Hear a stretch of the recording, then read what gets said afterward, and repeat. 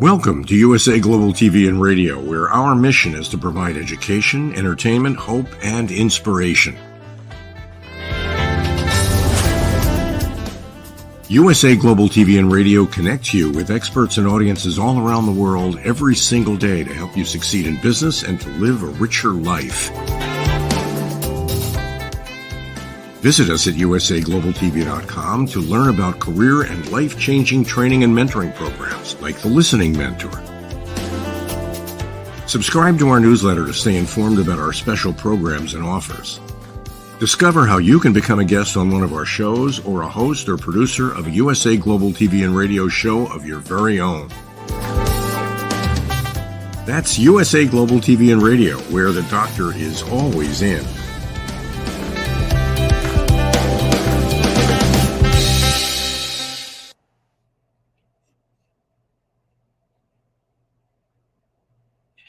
Hello, everyone. Welcome to USA Global TV and Radio, where we provide world-class education, entertainment, hope, and inspiration. Our show today is Coexistence and Sustainability with Pet Psychic Aminah. I'm Dr. Jacalyn Kerbeck. I am your host today, and our show has a really fabulous and really pertinent topic for all of you out there who are pet owners or considering getting a pet, or maybe you're taking care of a pet for someone else. The topic is pet mental health, how to keep your pet happy and stress-free. Joining me is the star of our show, Pet Psychic Aminah. She is in California in the great US of A. Let's welcome her to the program. Hello. Hello. And you have to give me the cues. Everybody, where do we go? Middle of the sun, half of the trees. Wherever you want. It's a moving environment. Exactly. God forbid we talk and use our hands and all that kind of stuff, because our topics are amazing. So thank you. I really appreciate you. You're hitting the nail on what everybody's always asking me, or always would love to corner me. I've been cornered in a few grocery stores. It's like, but I just have one question. Okay, let's go look at the apples. Here we go. It's always one that leads to many, but I think it's important because sometimes I've heard from people who are not really pet people. For example, I don't know what a pet person is, but someone who's maybe afraid of pets, right, that they don't think that animals really have a personality. And of course, that's not even true. Today, there was knocking on the glass door, and it was a very large iguana. And I looked at it, and I thought, there's something in there. That is a live being, a live entity who said, it's 100 degrees outside. Let me come in. Exactly. You got a shower? It's free. Is there any water anywhere nearby? Because as you know, as you've told me many times, is that all animals need water. All. Humanity doesn't understand. Every time we poison something, and whatever that means, you decide to clean your paint down the gutter, that's not good, because that's all toxic stuff, and it doesn't biodegrade, and it doesn't go away. And people say, oh, well, I'll just leave these leaves here and they'll be done. Oh yeah, in 6 months, 2 years, 752 days. You got to keep in mind, when you have that soda drink, and this drives me crazy, and they just heave it into the bushes or whatever. Oh, somebody else will pick it up. Oh, so who's somebody else? Right. What about when people just dumping trash out of the car window? Exactly. And people have actually been hit by the flying leaves, much less you throwing something outside. And it's life and death for the person that's just gotten accosted by a lid. Exactly.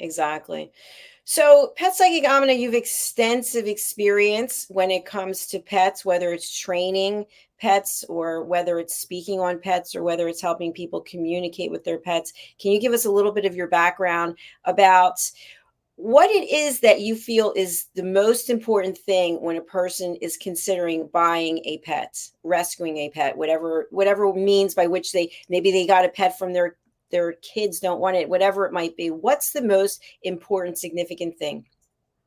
Remember that they all have a right to live. They have a right to be fed. If they're captive in your aquarium and it's a snake or a lizard, or you got your cat or your dog, you have the responsibility, because they don't open doors really well. They can be taught. Don't get me wrong. I'm not even going to get there because I don't need anybody going and putting that together. But dogs need to go out for walks. Cats need time to sleep a lot. And everything else in between. If your house is too chaotic, your children are too small to understand, don't pull my ear, don't pull my hair. I can't tell you how many animals in the shelters, returned or not, will come back with an ear that flops down because somebody grabbed them by the ear. It's like, but they were going to get hurt. Grab a piece of cardboard, get a whistle, for goodness sake. That'll scare everybody, and at least get them to scare to stop.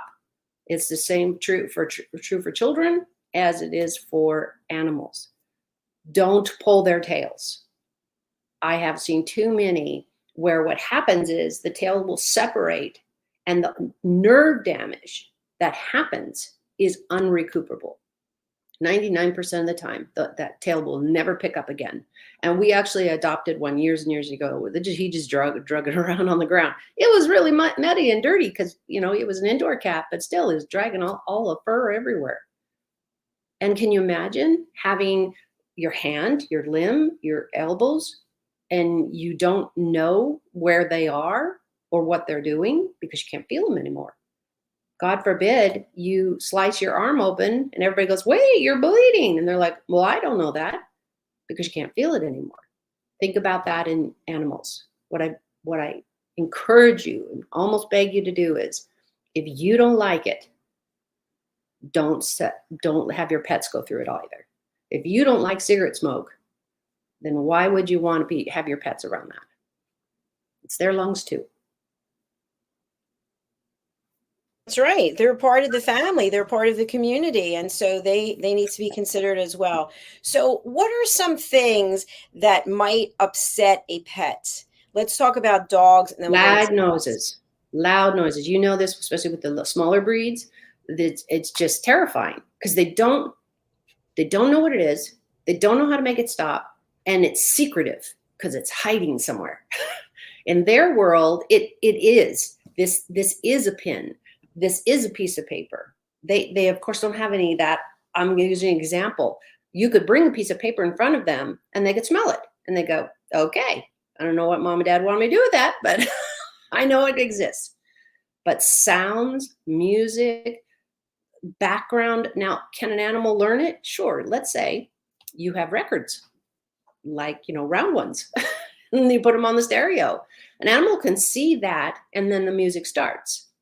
But can you imagine trying to explain a radio or a stereo they don't see, or on and on and on? If you can't see it, can't touch it, can't smell it, how are you going to prove that it exists for something that doesn't have that in their world, in their life?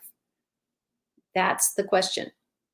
When you are introducing your animals into anything new, you're moving, or you're gonna move, and they need to get used to the car. Guess what? It's car riding day, so they get used to the rhythm and that nothing happens. And of course, please keep them in a travel cage.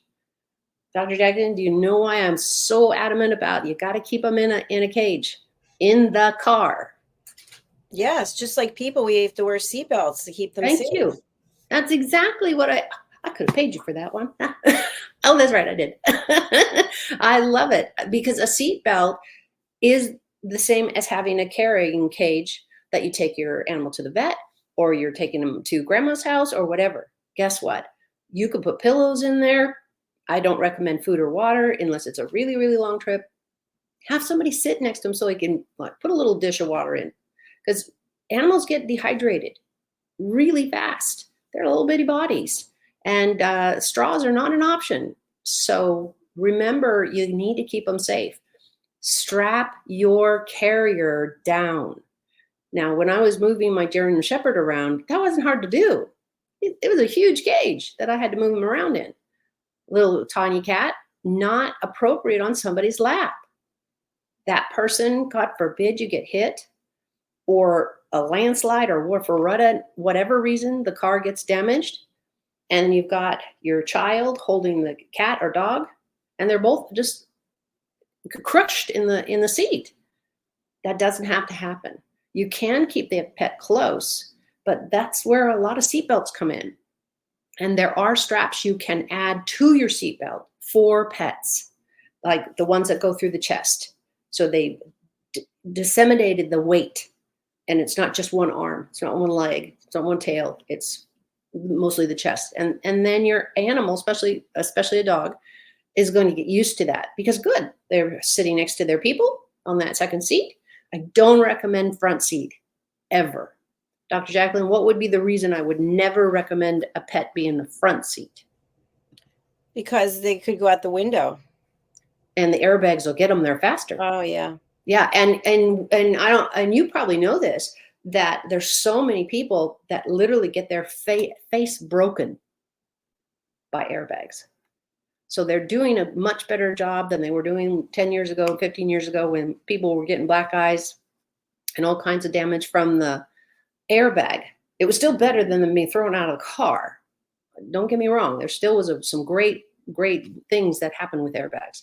But a small child and or pet, even in a carrier, you got to make sure they're not in line for the airbag. Because when you're not looking, these accidents happen. These terrible things happen. So plan for the worst and assume that you're going to go have a great trip. Wow, StreamYard just kicked me right out. And I was gone. Yeah. So what I wanted to say also is I've seen with children's child seat that the parent will have it behind the driver and the seats facing the back of the vehicle. Have you seen this?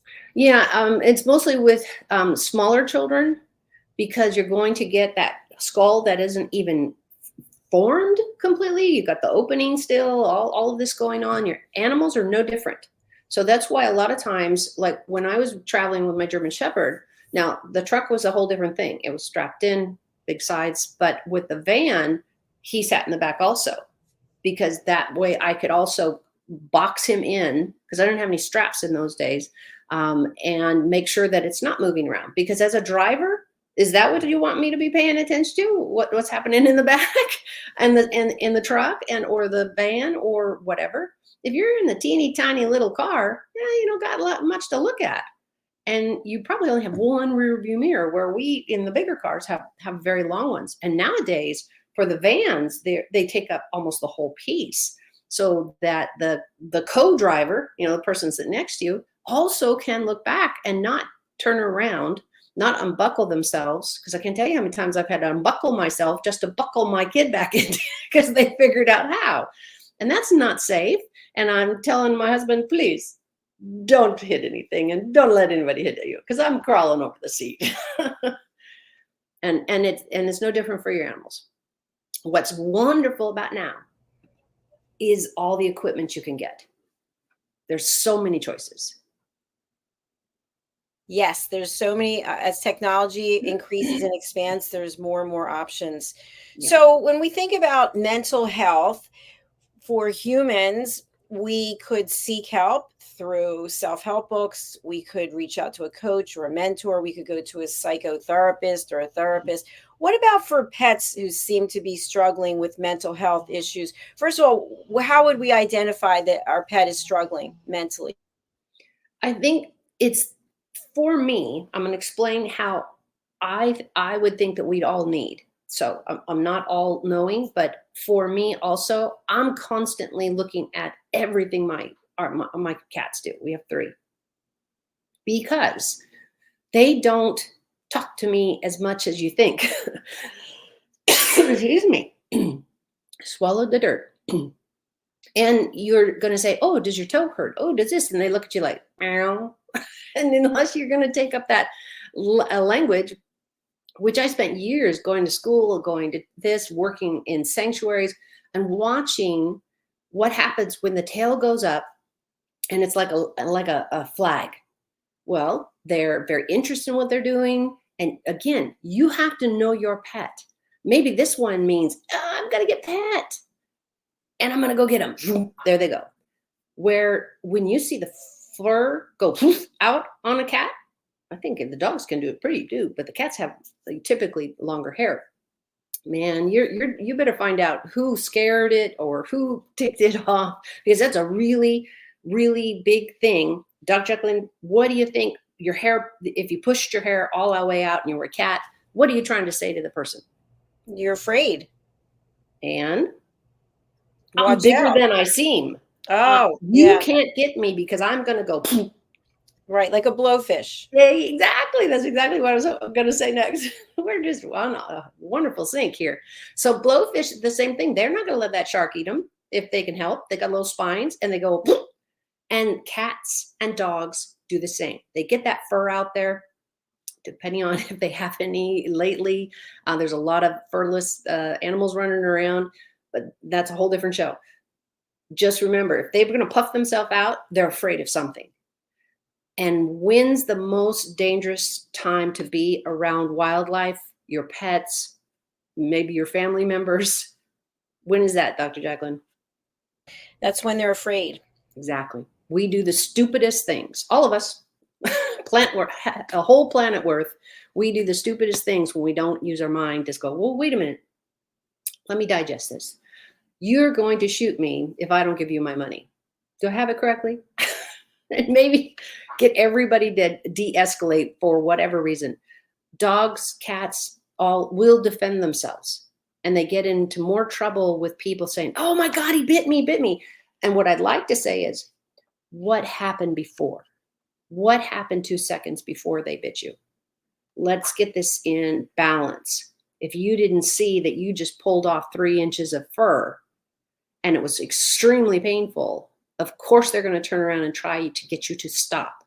And in an animal world, scratch, bite, wiggle away, yell at you, all of these things will happen, but they will fight for their life, much less their fur, because it's essential to their well-being.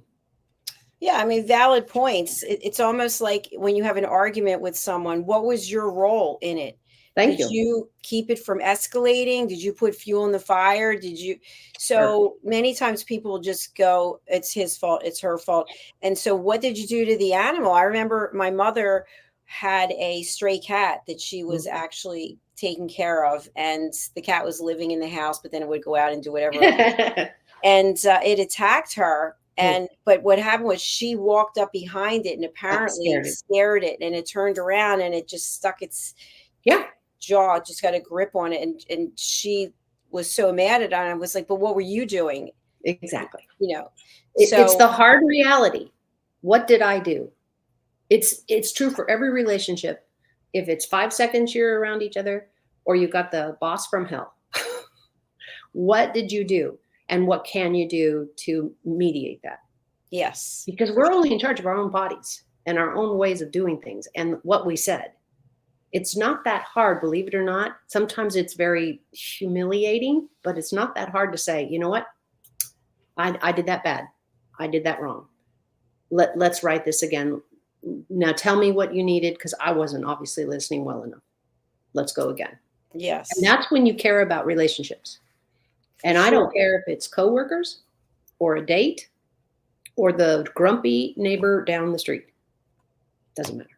It's about listening. Exactly. That's what we practice here, elevated listening. I was hoping you'd say that. And I was like, she's going to say it. I'm going to not say it. It's a great program. For families, they have small children and they're thinking about getting a dog, for example. Is this a great idea? And if so, does it matter if it's a giant dog or a small dog? What are your thoughts? Everything's personal. A child who is raised with animals, I personally believe, come out as a better human being. It would be the same thing if, let's say, you live 3 houses down from like the poorest people and on the street and everything, but you swore to your kids, oh no, don't go down there, don't go down there. And it's like, wait a minute, why? Well, because they could be. Well, then walk down with them, because they're your neighbors and maybe they're struggling. And you just threw out a whole casserole. And this is stuff that people who are needing to eat and get a job. I know when I was growing up, I was really fortunate to be the 5th child of 5 siblings. My three sisters, a brother doesn't count here. They all babysat the entire neighborhood. Everybody counted on my family having a sister available, but that doesn't mean I had to do it. That doesn't mean that was my given path, and or that I knew much about kids. I was the youngest. So remember where you're at. Be kind to what you can do and change it if you want something better. It's up to you. It's absolutely up to each one of us. If we want to change something, do what you need to do. Right now, the internet is fabulous. Why do you think we have our live show? So everybody can watch these at their will, wherever they are and whatever time zone they're in. There's so many first aid classes. That would be the first thing if you're dealing with children, is first aid. Because the first thing they will do is probably eat something they shouldn't, put something up their nose. I'll tell you, it's really hard to get out. I love it. So it's a personal choice. And then, of course, the kids can also learn responsibility. Sometimes we hear that parents will get pets for their children and then they go, I don't. Exactly. Because they have to realize they're not capable of caring for them. And I don't care if it's fish, which everybody, I don't understand, but hamsters and fish. Well, these are like, when we were growing up, it was like the pet, right? It was small, it was easy, it was cheap. And usually I would ask a friend, so how's the hamster? Oh, it died. Okay, I heard that so many times. And then the fish. I tried to do fish forever and I decided goldfish, that's about as high as I should ever get. Yes, well, I've shared before that I had 3 fish tanks at one time, and how'd you like cleaning those? yeah, I mean it's a lot and it's expensive. So, and the other thing we've talked before about is that a dog is a commitment like a cat for many, many years. Yep. So if you, and I've heard this from people, they're going through a very stressful time of life, so now's a good time to get a pet. What do you think? Okay, just think about all the words you just put together in a proper sentence. Is anybody out there who's calm and not a part of this being them saying it sound any logical at all? No, it doesn't. Animals can save your life. I've worked with guide dogs. I've worked with support animals, and these have saved these people's lives. Not only do they get some independence, they go for a walk when they have sight issues, whatever it is, they have a buddy with them all the time, and they can tell a bad person from a good person. But is that your trajectory or my trajectory? Train that or have that in our lives. I've talked about Jake many times. He's the purebred German Shepherd dumped in a backyard where we happened to have bought the house. And the septic tank was removed. So there was this ginormous, I couldn't even guess how big this hole was, but all his balls were down there, so he couldn't go get them. You got to understand that you're going in for the 10 years, the 15 years of life. Does it work out for everybody? No. I've had a train wreck of a cat once, and we did not fit with them. Our energy, the way the kids played was too rambunctious. And I had a friend who was a senior, and she said, oh, I would really love to have a cat. Would you ever consider giving him? I said, well, I think that's the best thing, because your calm one-person home is really what fits for him. Not a whole bunch of kids, and then the bunch of kids in front, they're a bunch of kids. Be kind to yourself. If you can make a better choice because the animal you adopted didn't turn out the way you thought, and that can happen with the best efforts of being prepared. Life happens when we're not looking and when we're looking. So be kind to yourself. Love the animal enough to find it a good home, if at all possible. Let's say you guys are at arguments and get off this and don't do this. Maybe just finding somebody who can come and take care of your pet for a couple of weeks and give you time to just take a breath and see where you guys are both at. It doesn't have to be fast. It doesn't have to be essential unless lives are on the line.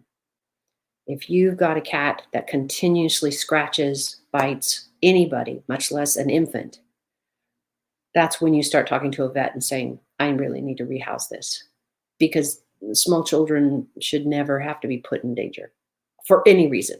I don't know about you, but we never had glasses when the kids were little.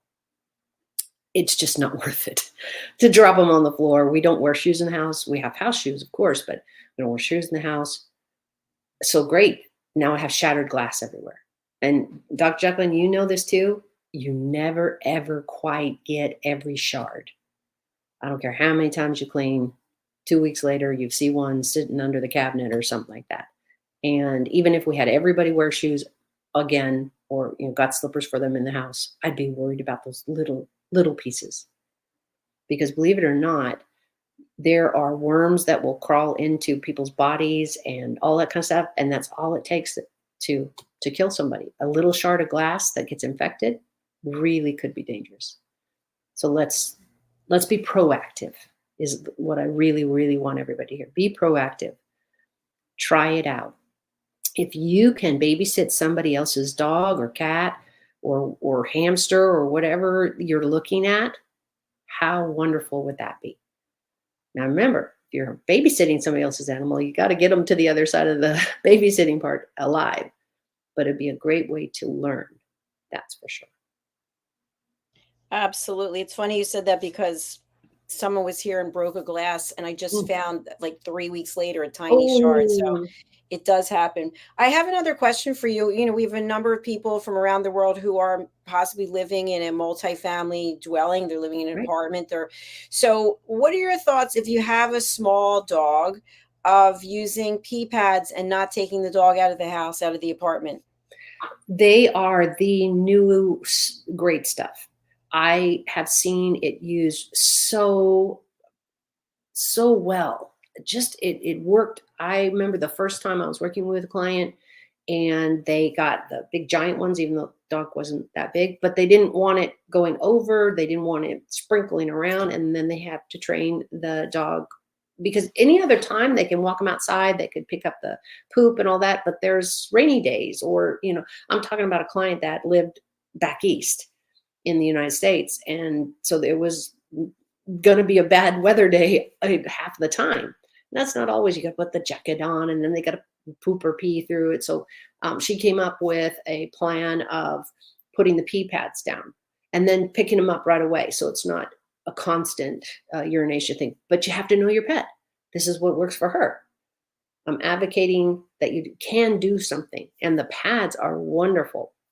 And they mimic the ones they use in the hospital where, people can't get up and they're having surgery and so they can't get up. Just be aware it doesn't hold a wide range of liquid. It's finite. There's just the pee they got. So please realize it can get expensive if you just pad after pad after pad after pad.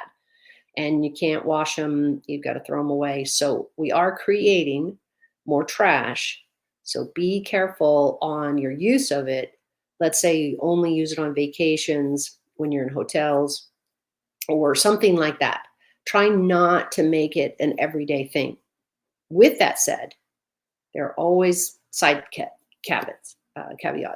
And what I'm thinking is, let's say you are handicapped and or elderly, and somebody handicapped that doesn't need a service animal, just wants a cute cat rolled up in their lap or whatever. It's great for healing of any kind. Then you're going to need to go through quite a few pee pads probably. But I would rather you have love in your life and somebody to care for that really helps you mentally, physically, and the planet than worry about quite as many pee pads. I'd like to see everybody teach their pets to go in a litter box. It's possible. It comes in so many types of, not just sand and bark and this and that kind of stuff that you can try. And the boxes now come in 100 million sizes with pictures on them and can back up to a window or a door or whatever. There are choices. I would rather see you loved unconditionally, and that's what animals do. They love you unconditionally, no matter how much you smell. I've heard it. Oh, very nice. And what about taking your animal with you? I see dogs. I don't see a lot of cats or other creatures, and I see a lot of signs now in shopping centers that they have to be dogs that are support dogs, really. And Right. sometimes I don't know what determines a support animal. I know you have to fill out some paperwork probably, Yeah. but what are your thoughts about taking your loved one with you when you're out and about? If it is your health and your mental balance, because illnesses can be mental, can be physical, they can be a million things. And it happened years ago, and Dr. Jacalyn, you might have run into it, but I know I did, where people were actually accosted in the grocery store. I'm talking about 15, 20, more than 20 years ago. And they had, the belt was on and it said, I'm a service animal, please don't pet me. That's a really common one right now because people just don't seem to know that's a dog and you can pet it. No, you can't. You have to ask for permission. It's like, you want to pet my kid? No, you can't do that either. But service animals are life-saving. Service animals are trained to be there when you have that epileptic fit or when you faint and you need somebody to realize. They'll start barking. They'll start doing all kinds of things. They can lick your face off and try to reanimate you. There are so many things. These dogs are not only for the blind, and now we have for so many illnesses. When you are about to faint, I don't know if you've ever felt this, Dr. Jacalyn. I know I had low blood pressure for years until I realized how to manage it. But I was always fainting. Luckily, I only hit the ground a couple times because I got really good at going, oh, I don't feel so good. And I'd sit down. Your guide dog will help with your path and get you through the grocery store better than anybody besides the cart. But they'll also know when your temperature has changed, when your medical situation has changed, and they will pull on your shirt, that's how they're trained, to get you on the ground. Because fainting can be life-threatening for everybody. Depends on where you fall. In the middle of a sidewalk, where you fall off, in the middle of a crossing, and all the cars don't see you, it can be very tragic. Guide dogs are absolutely fabulous with this. Service animals are amazing when they're trained properly and the owner understands, because they put the person that's getting the animal through a lot of training, because you got to know how to ask for what you need. Yes, you have to know what you want and know how to ask for what it is. So Okay. lots of really good things to think about. I think something else I would like to just discuss is, and I've done this myself, you get one dog and you are leaving home to go to work or whatever. You can't bring your dog, so you get another dog Mm-hmm. to keep the first dog company. Thoughts about that? I can see it in the way you've stated it and hear from you. It's a big decision. I don't care. I've seen the fabulous pictures of your two wonderful little ones, and that just means they were little dogs. They weren't letting all that fuzz and it's so good for their mental health. There are, and this used to be really rare, but it's really common. I don't know if people are still doing it. I haven't checked in with anybody, but they have records. Now we're kind of past the record part, but you can get an Apple, and what is this little device that you have music on it? You can put it in on a slow tier. There's a million ways to get your hands on, or you can turn on the radio and go to the slow channel. And your animals will really appreciate having that live feel in the room. If your animals are able to be at home alone and not eat the couch and not poop in the kitchen, then that is really great. And sometimes those animals do well because they say, oh, mom, dad's gone at 7 a.m. and whoop, here we go, 3 in the afternoon, and they're here. They won't like it when you're late. Let me just tell you, with the dogs, they were not going to like it. Like cats, maybe too. But it's something you can teach and something that they then count on So if you're planning an extra long trip for the groceries after work or whatever, it can happen. And your animal will adjust eventually, depending on their personality, depending on the training that's put in, on what they will tolerate. So just know that. It's really, really great if you're going to have pets at home to have camera. Have cameras. Just think, if you do get burglarized, then you got them on film. But what's nice is they have a microphone through so many of these cameras that you can talk to your kids, your fluffy ones or human ones, and say, hey, I told you no cake after school.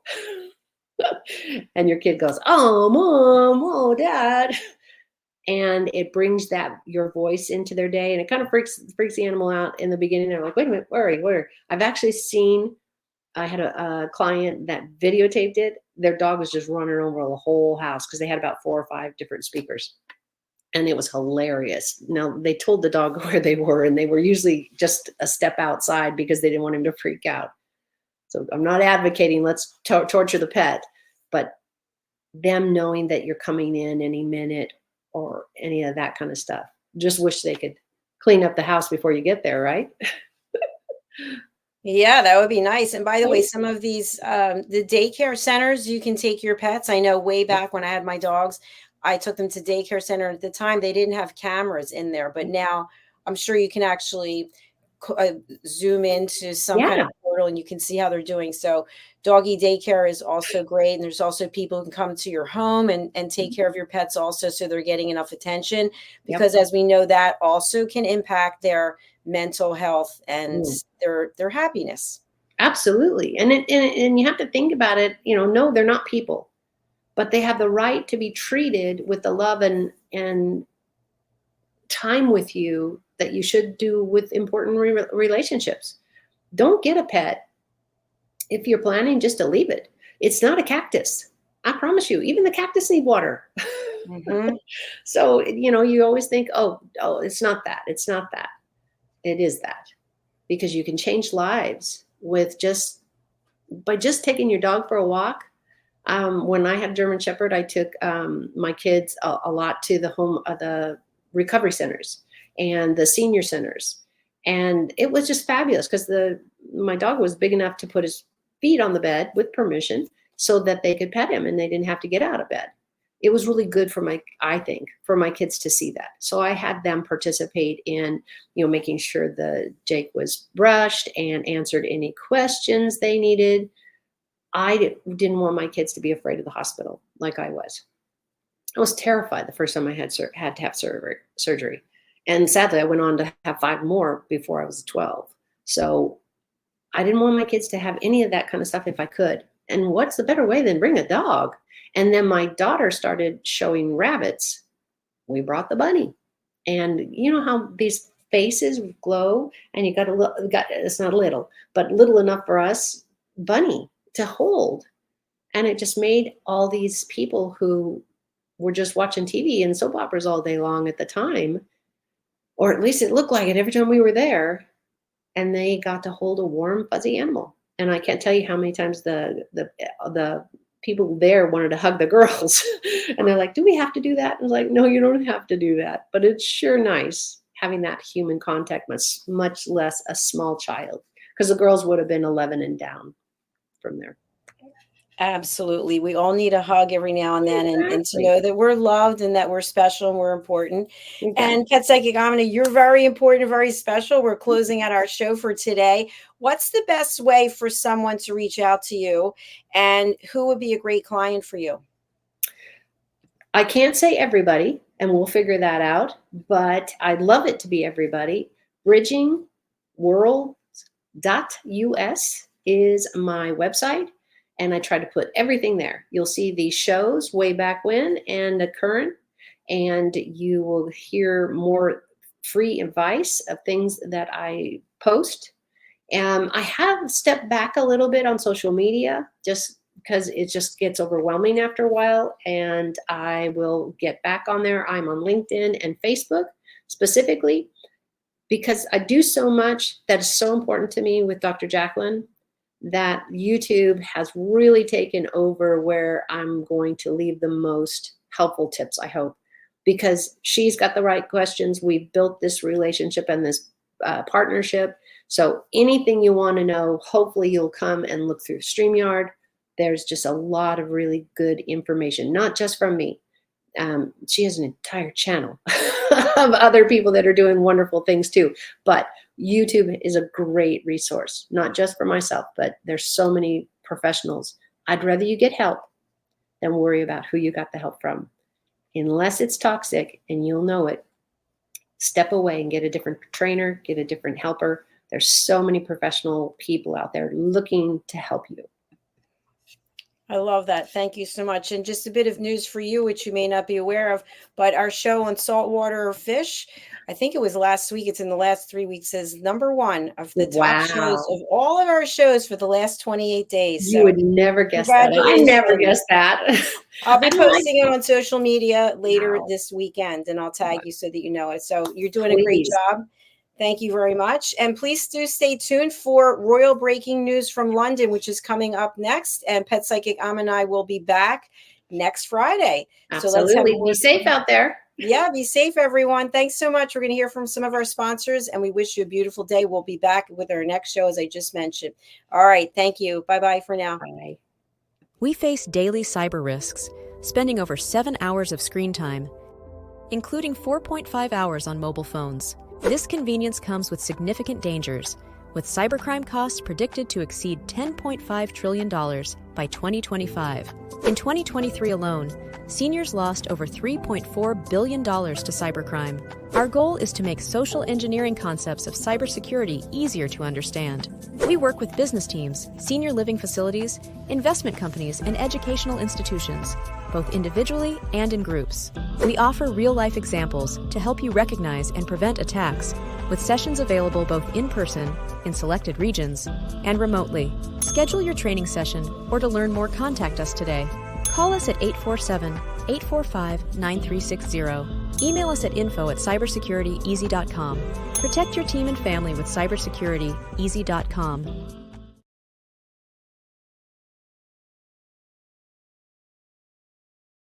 My name is Dr. Felix Kravitz, and I am the founder of cybersecurityeasy.com, LLC. We live in a world full of vulnerabilities and cyber risks. We spend almost 4.5 hours a day on our mobile phones. It's over 7 hours of screen time daily when including computer use. We often forget that this convenience comes with risks. Published data predicts that the cost of cybercrime will exceed $10.5 trillion in 2025. These numbers encompass not only businesses, but also each one of us, including our children and our parents. In 2023, the FBI reported over $3.4 billion lost by seniors aged 60 and older. Cybersecurityeasy.com LLC's initiative is to massively support the community by providing cyber safety coaching and improving social engineering awareness. Our goal is to make social engineering concepts of cybersecurity easier to understand. We work with business teams, seniors, and educational institutions, both individually and in groups. We cover various topics, from phone phishing attacks to AI-generated voice cloning, robocalls, password protection, and more, using life examples. Talk to us today. Call us at 847-845-9360 or email us at info@cybersecurityeasy.com.